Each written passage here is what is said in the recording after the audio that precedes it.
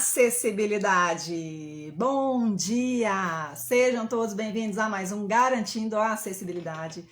Nesse espaço eu ensino arquitetos e engenheiros a dominarem a acessibilidade arquitetônica na prática. O meu nome é Juliana Sabino, eu sou mãe de PCD, mãe atípica, eu sou empresária, atuo exclusivamente com acessibilidade desde 2016, sou especialista em acessibilidade. E nessa live de hoje que eu consegui fazer, gente, acabei de chegar de viagem. Eu disse para vocês na quarta-feira que eu faria um serviço no interior e fiz. Ontem estava lá fazendo um serviço de instalação, que é também uma oportunidade da acessibilidade que eu trago para todos vocês. Então ontem estava lá, acabei de chegar literalmente em casa, a tempo de fazer essa live aqui para vocês. E hoje eu vou falar exatamente sobre como foi esse serviço de instalação, como foi a parte da contratação, as modalidades de contratação que nós temos aqui trabalhando com acessibilidade. Vou dar alguns detalhes do serviço e vou falar especificamente de como foi esse serviço no interior, que é uma oportunidade para todos nós, arquitetos, engenheiros, profissionais de segurança do trabalho, técnicos de edificações, design de interiores, que podem atuar com essa questão da acessibilidade, não ficando limitado somente à questão da parte técnica. E é claro que isso também, gente, é uma coisa que depende do perfil de cada profissional. Se você é um profissional que tem um perfil de escritório, que não tem muito esse perfil de mão na massa, de ir lá e fazer, tá tudo bem, porque existe um campo muito vasto de atuação para você também. Agora, se você gosta de sair, igual eu gosto de sair da rotina às vezes, e igual viajei, fui no interior, e você conversa com gente, faz ali, eu amo depois que termina, ficar lá vendo como é que ficou bonitinho o serviço que eu fiz. Eu gosto desse tipo de dinâmica, mas pode ser que não seja o seu perfil. Mas existe, eu tô aqui para mostrar, para apresentar essa possibilidade para você de também faturar com acessibilidade. Tomei nem café ainda. Mas enfim, vamos lá. Como é que foi esse serviço? Esse serviço que eu fiz foi um serviço no interior que eu fiz. E na verdade, eu já tinha feito serviço nessa mesma cidade uma outra vez. E eu fiz um serviço para um espaço lá. Foi um serviço maior, inclusive.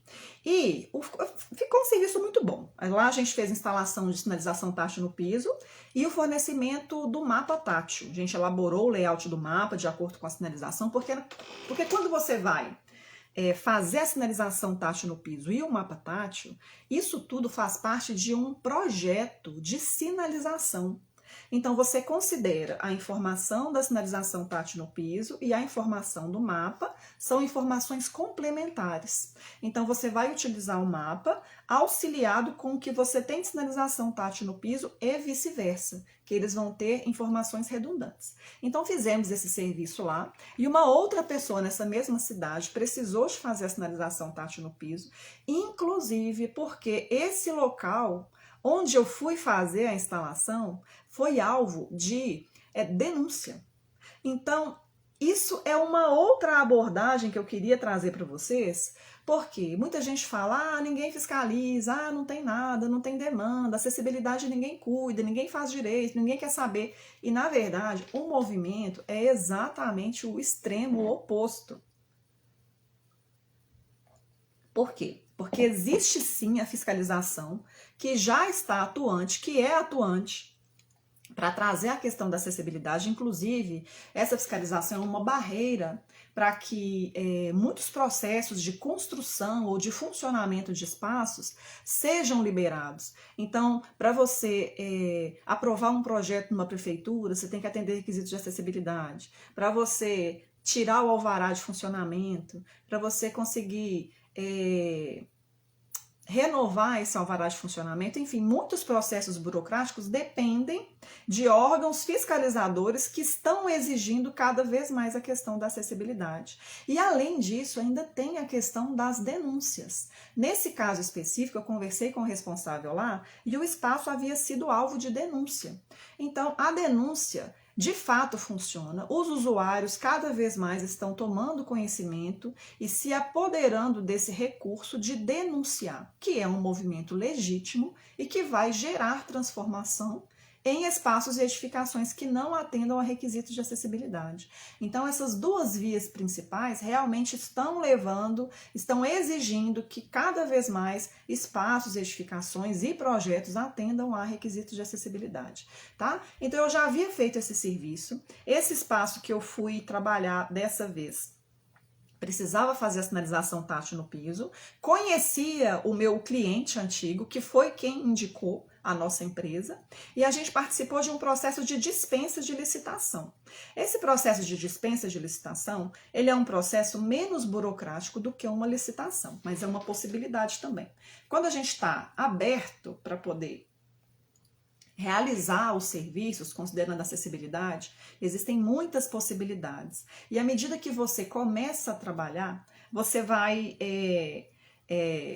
tendo os resultados, colhendo os resultados do fruto do seu esforço, do seu trabalho. Então, se você tem a oportunidade, a possibilidade de realizar um serviço, seja técnico, seja de instalação, a gente deve fazer com a máxima qualidade possível para, de fato, aquele cliente ficar satisfeito, porque ele vai acabar abrindo outras portas para você conseguir atuar também, falando isso de maneira prática, e isso acontece toda hora. Então, a gente tem que ter esse cuidado também. Então, foi feita essa indicação, a gente participou desse processo de dispensa de licitação, tá? É um processo burocrático, mas menos burocrático do que uma licitação. Vou falar para vocês aqui algumas possibilidades. Então, para você conseguir participar desses processos, outra coisa que é um ponto importante a ser abordado aqui é o seguinte: para você conseguir participar, você precisa de ter a formalização. Então, se você decide, vou atuar com acessibilidade, eu preciso abrir um CNPJ? Eu preciso de ter toda a formalização para eu conseguir trabalhar? A resposta é sim e não. Mas se você quer mergulhar nesse universo e quer trabalhar com acessibilidade, você deve ter as ferramentas para que as pessoas consigam realizar as contratações com você também. E a formalização é um caminho que vai trazer também muito serviço. Pode ser que você, em um primeiro momento, não queira ter a formalização, não queira abrir um CNPJ e consiga realizar serviços técnicos, considerando, por exemplo, um RPA, que é uma nota que você emite na prefeitura, paga um imposto, é uma modalidade diferente, você não precisa necessariamente ter um CNPJ. Mas muitas empresas, se você quer pegar os melhores serviços que estão disponíveis, as empresas vão solicitar a formalização. Vão solicitar que você emita uma nota fiscal com um CNPJ, que você tenha o seu criativo, se for um serviço técnico. Eu vou, inclusive, falar desse serviço, essa questão da responsabilidade técnica e do CREA. Eu vou chegar lá já. Tá? Então, não é obrigatório, mas vai te abrir muitas portas. E para você participar desse processo de dispensa de licitação, você vai precisar necessariamente ter a formalização, porque é exigido uma série de documentos para você participar do processo. Então, você tem que enviar a documentação, tem que elaborar a sua proposta, tem que ver como os requisitos, qual que é o escopo que está sendo contratado, e mandar a sua proposta e aguardar, porque outras empresas também são convidadas a participar desse processo de dispensa de licitação. Mas existem regras que devem ser seguidas, inclusive nesse caso específico foi bem interessante, porque havia outras empresas, inclusive da região, e nós que somos aqui de Belo Horizonte, que fomos lá fazer esse serviço. A responsável pelo espaço me falou das outras empresas, de outras modalidades, de algumas outras empresas que estavam participando, sem falar quais que eram, só de algumas particularidades, algumas curiosidades das outras empresas. Então, ela disse que havia uma empresa que ela questionou o fato de a minha empresa estar aqui em Belo Horizonte e conseguir realizar esse serviço, que era um serviço de execução lá. E isso é possível porque, gente, expertise. Eu já fiz muito serviço de instalação. Então, nesses casos excepcionais, igual era no interior, não tinha como eu ir lá para visitar o espaço. Eu solicitei que essa cliente fosse lá, fizesse uma filmagem do espaço para mim, então eu tive uma noção exata do espaço, não, né? Claro que você estando lá, a impressão é um pouco diferente, mas para você conseguir dimensionar a questão da sinalização tátil no piso, você tendo conhecimento, dominando a questão da acessibilidade na prática, que é o que eu trago aqui nesse perfil para todos vocês, quando você tem esse tipo de conhecimento, você consegue realizar, inclusive foi feito o serviço lá, com base nessas imagens. Quando eu cheguei lá, eu tive a real dimensão do espaço e era semelhante àquilo que eu estava esperando mesmo, porque a pessoa, antes de eu enviar minha proposta, me mandou uma filmagem de todo o espaço, me mostrando tudo, e inclusive um primeiro contato que ela teve foi, na verdade, solicitando o material para que fosse instalado, nem foi considerando a instalação em si, foi só a aquisição dos produtos. Eu até comentei isso na live de quarta-feira, porque ela me mandou a quantidade que ela precisaria de instalar de piso tátil. Aí eu fiz o orçamento para ela, da quantidade, considerando somente o material, e conversei com ela, perguntei se ela tinha um projeto de como seria o layout desse piso tátil. Ela disse que não tinha. Foi nesse momento que eu pedi a filmagem para eu ter uma noção, para eu fazer um cara crachá ali, ver a quantidade aqui, o espaço, se era compatível ou se não. E eu vi, naquele momento, quando eu vi a quantidade que ela havia pedido de piso e eu vi o espaço que ela estava precisando sinalizar, eu constatei que a quantidade de piso tátil que ela estava solicitando orçamento era muito maior do que a quantidade que ela precisaria para sinalizar aquele espaço de acordo com a norma, que é a BNT-NBR 16537/2024. Então, ela estava pedindo uma quantidade enorme. O conhecimento que eu tenho aqui, como eu falo, é importante dominar a questão da acessibilidade na prática. Eu vi assim e falei, mas está mas muito além do que você gastaria. Você tem um projeto? E ela não tinha. Aí eu ofereci para ela, olha, se você quiser, eu posso mandar para você um orçamento, considerando todo o material que você vai precisar e um serviço de consultoria para você ter o seu espaço sinalizado da maneira correta, da maneira como pede as normas de acessibilidade. Aí mandei para ela a proposta e ela me devolveu, me respondeu, dizendo que queria um orçamento considerando, sim, o fornecimento do material e também a instalação de acordo com os requisitos da norma. E eu mandei a proposta para ela e foi a proposta que ela utilizou lá no processo de dispensa de licitação, que é essa modalidade de contratação. Entendeu? Então, a partir do conhecimento, a partir de você saber o que de fato precisa ser realizado ali em espaços e edificações para torná-los acessíveis. E olha que isso aqui foi um insight que eu tive só com relação a piso tátil. E isso acontece o tempo todo. As pessoas têm uma noção de acessibilidade que é muito diferente do que está no referencial técnico. Tá? Então, até fiz alguns stories mostrando, teve reforma de espaço reformado, que deixa as coisas erradas, e aquilo é de doer, porque a gente sabe que o recurso empregado, o recurso normalmente não é tão fácil assim, né? E o certo seria você empregar o recurso que você tem para trabalhar acessibilidade de maneira assertiva. Ele fez uma vez, eu sei que está certo, estou confiando ali na informação profissional que eu não vou precisar voltar nesse assunto aqui da acessibilidade e que eu vou ter uma solução definitiva. Então, o que acontece na maioria das vezes é o exato oposto. As pessoas fazem do jeito que acha que é e depois tem que ir corrigindo e tendo um retrabalho para poder tornar espaços e edificações acessíveis, tá? Então, falei de como que foi a contratação, falei do tipo de contratação que foi dispensa de licitação. Inclusive, a modalidade de licitação também existe para quem gosta de se aventurar nesse universo mais burocrático. Eu, particularmente, eu não participo de licitação, porque eu já participei. Dá um trabalho muito grande e a minha realidade aqui hoje é que eu não estou conseguindo atender a demanda que chega para mim sem licitação. E a licitação é um processo, na minha opinião, tá, gente? É um campo que existe aí para todos que queiram atuar e que tenham essa disposição para mexer com essa parte da burocracia, mas eu particularmente não trabalho porque é muito burocrático, não é algo que é certo, né? E além disso, eu já participei, gastei um tempo danado aqui participando do processo de licitação e junto uma documentação enorme, mas um monte de coisa que eles pedem, os editais de licitação são muito mais burocráticos do que processos simplificados de dispensa. E participei, fui estudar como é que era o tal do software para participar do pregão e no final das contas eu gastei meu tempo, não consegui nada e o pregão inclusive foi cancelado, porque a verba que eles tinham disponível para poder fazer a contratação na ocasião era fornecimento de sinalização formato acessível, de portas e passagens, era um valor muito aquém do que o mercado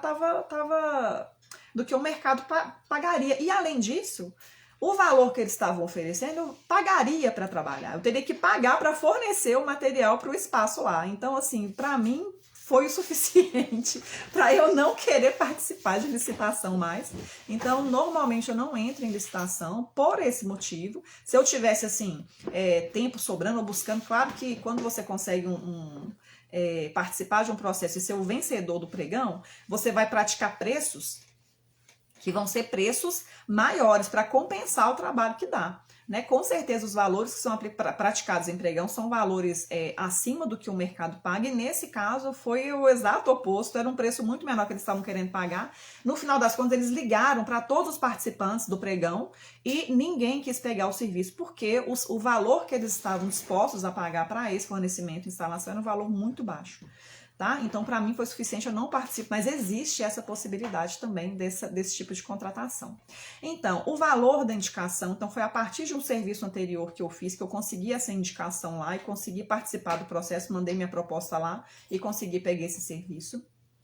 Tá? Falei do percurso da acessibilidade, eu fiz um roteirinho ali para não me perder, porque é tanta coisa que a gente fala aqui. E uma coisa que eu acho que é muito importante também, porque essa parte da instalação, inclusive tá até nos meus stories aqui, muita coisa, porque algumas eu postei ontem, já era à noite, já tinha terminado, já estava indo embora.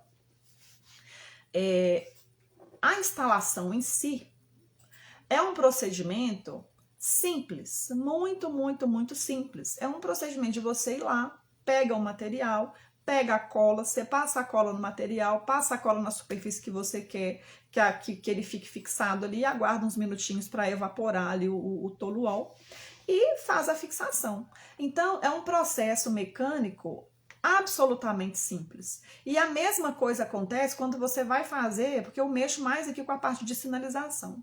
Para você fazer a sinalização de, por exemplo, instalar essas placas aqui em formato acessível, essas aqui, ó, até mostrar para vocês aqui. Essas placas aqui em formato acessível, se você tem a iniciativa, a disponibilidade de oferecer essas placas também, você pode faturar. Uma maneira de você faturar com acessibilidade é na venda dessas placas, e você pode faturar também na instalação, porque também é um processo absolutamente simples. É isso aqui, gente, ó, deixa eu mostrar para vocês como que é. Isso aqui são alguns adesivos, tá dando reflexo aqui. Você tira essa proteção aqui e faz a fixação da placa. É uma operação muito, muito, muito simples. Qualquer pessoa consegue fazer isso aqui. Agora, o valor que você vai ter oferecendo esse tipo de solução no mercado está exatamente no seu conhecimento técnico, entendeu? Então, se você vai instalar uma placa como essa aqui, você vai tirar aqui a proteção e vai instalar lá no local correto, de acordo com o referencial técnico, de acordo com a norma. E o valor do trabalho em acessibilidade está aí, porque não é todo mundo que sabe qual que é a informação técnica correta. Então, muitas pessoas, é muito comum eu chegar nos espaços e ver desse modelo de placa aqui, ó, instalado na porta. Então, a pessoa teve o trabalho, foi lá, comprou a placa e instalou do jeito errado. Entendeu? Então, o valor, a informação que a gente tem que passar e o que a gente consegue agregar valor a operações simples, vem do conhecimento técnico, vem do dominar a aplicação prática do referencial técnico da acessibilidade. Porque uma operação simples como essa, você vai gerar valor e vai garantir para um cliente que esteja te contratando que você vai estar realizando aquele serviço da maneira técnica correta e que ele não terá mais dor de cabeça com aquilo ali, será uma solução definitiva. Então, quando eu fui lá, ofereci esse serviço, ofereci essa solução para esse cliente, desse serviço de piso tátil especificamente, a garantia que eu dei a ele foi, a garantia de que vai estar sendo instalado de acordo com a norma. E mais uma questão que é muito interessante com relação aos outros participantes desse processo ao qual eu venci, fui lá fazer a instalação desse piso tátil, é que outros participantes desse processo de licitação, inclusive participantes locais, como eu disse, questionaram ela o fato de uma empresa de fora conseguir ganhar, realizar pegar o serviço, né, para poder fazer, mesmo estando distante, e ele foi lá, a outra pessoa foi lá, visitou o local, apresentou um croquis, e o croquis que essa pessoa apresentou lá, de instalação, era um croquis contendo muito mais sinalização tátil no piso do que deveria, que é essa cultura de você pegar e instalar o piso tátil direcional para todo lado. E quando você faz isso, considerando o piso tátil, você pode estar, ao invés de ajudar, atrapalhando os usuários, que são os principais interessados, que são os usuários dos espaços, que vão utilizar aquelas funcionalidades ali que a acessibilidade traz. Então, por exemplo, lá eram 2 pavimentos. Era um pavimento inferior, que eu tinha um espaço mais amplo, e tinha o pavimento de cima, que era um espaço mais confinado com vários corredores. Quando a gente tem espaços mais confinados com corredores, não há a necessidade de você colocar o piso tátil direcional. Vamos fazer um raciocínio aqui lógico. Desde que o mundo é mundo, existe pessoas com deficiência visual. Sempre teve cego. E como que essas pessoas vão se orientar? Elas não ficam totalmente confinadas, elas também fazem suas atividades. Não é porque elas são pessoas com deficiência visual que elas vão, sei lá, entrar num quarto e não fazer nada da vida. Não, muito pelo contrário. Eu conheço pessoas com deficiência visual que são muito, mas muito ativas. E que têm uma vida, claro que com certas particularidades, mas levam suas vidas da maneira que é possível lá e que conseguem realizar muitas coisas. Então, a maneira natural que as pessoas vão se orientar é por meio da bengala de rastreamento e elas vão ali com a bengala tateando. Então, a referência edificada já é uma referência natural, histórica para a pessoa com deficiência visual. Então, trazendo essa parte dos espaços mais confinados com corredores, as pessoas vão conseguir se orientar por meio dessa referência edificada, que são as paredes. Tá? O piso tátil, ele é um advento relativamente novo, relativamente recente. A norma de piso tátil é de 2016, ela tem 8 anos. Passou por uma revisão agora em 2024, mas o piso tátil já existia, mas não havia uma regulamentação, uma padronização, uma norma específica para falar sobre piso tátil. Era mencionado, mas não tinha esse nível de especificidade. Então, a sinalização tátil no piso modelo direcional, vou falar aqui mais uma vez, ela é utilizada quando não existe outra referência. Quando você tem excesso de informação ou falta de informação, que você tem que dar uma referência certa para a pessoa conseguir utilizar. Então, inclusive, a responsável pelo espaço lá ficou muito assustada quando eu peguei e fui fazer a instalação, explicar para ela como que era, onde seriam os locais onde seriam instalados o piso tátil lá, né?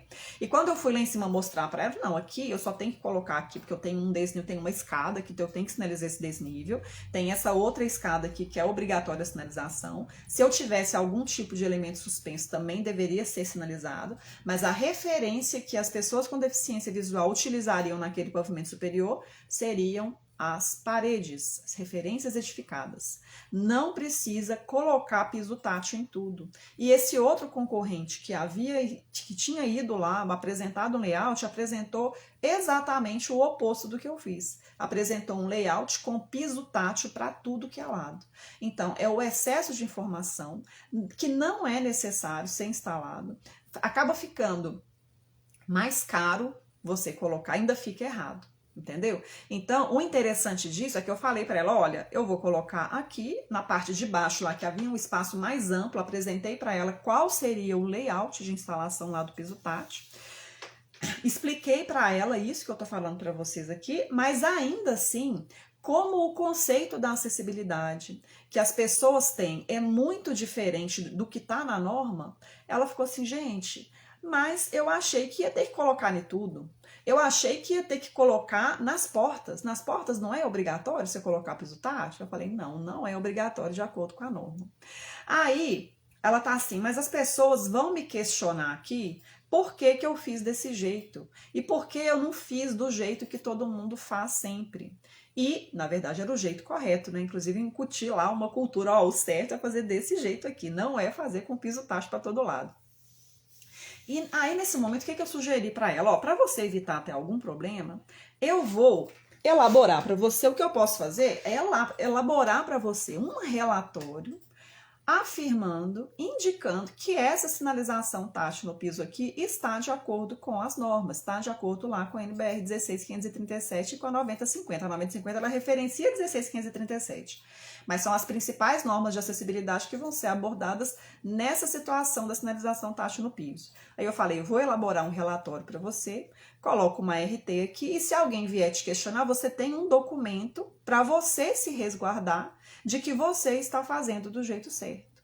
E é interessante, assim, que mesmo que seja do jeito certo, como o conceito da acessibilidade que está no senso comum é diferente do que realmente precisa, acaba gerando essa insegurança. E se eu não tivesse a possibilidade de apresentar esse relatório, ela ficaria insegura da instalação e ela teria pouco poder de argumentação com quem viesse questioná-la.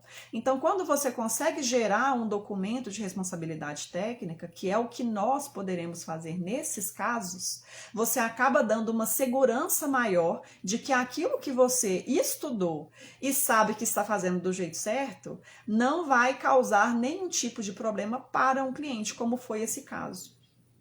Entendeu? Então, é um conjunto, gente. A acessibilidade, ela te dá muitas possibilidades, mas é a maneira de você ir lá empacotar essa informação e oferecer soluções para as pessoas. Entendeu? Isso que eu queria trazer para vocês. Foi uma experiência de instalação. Como eu disse, eu amo trabalhar com acessibilidade. Instalação eu gosto. O resultado dessa instalação ainda está aqui nos meus stories, vai ficar hoje o dia inteiro.